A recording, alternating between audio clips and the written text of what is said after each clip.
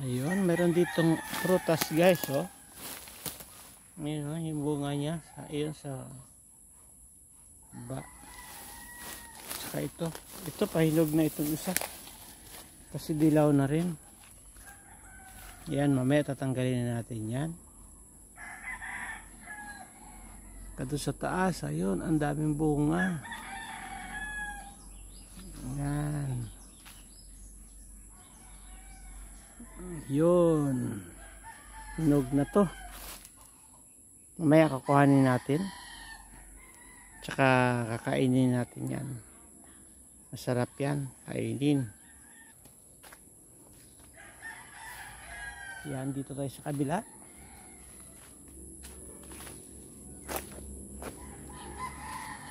Ayun, oh. Kakao. Ito pa sa baba, oh. Maliit pa. Galing. Saka meron dito isang variety. Ano naman to, kulay pula naman siya, purple. Ayun, oh, ang daming bunga, maliliit pa. Ayan. Ayun sa taas, marami bunga rin. Para mga hinog na. Yun, masarap dito sa ano talaga.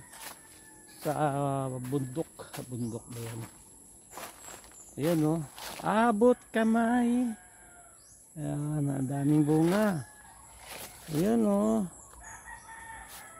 Ito, oh. Magsasawa ako nito. Sasawa ako dito kakakain ng kakao. Ang dami niyang bunga guys. Ayan. Saka dito marami pa rin dito mga buko, mga saging. Mayroon silang dalandan. Pero itong pinaka gusto ko na ito, yung ano, yung kakao. Ito pala yung buto nito ginagawang chocolate. Ano yan? Chocolate ba yun? Tabliya. Kaya yung buto nito, pagtapos ko kainin yung yung laman, tinatabi ko yung kanyang buto. Tapos ibibilad, saka ibubusa mo lang siya. Tapos pag umitim na yung buto, saka mo siya papagigiling. Yun, magiging chocolate na siya. Tabliya kung tawagin nila dito. So, ayun guys. Thank you. Thank you for watching. Just don't forget to like, share, and subscribe.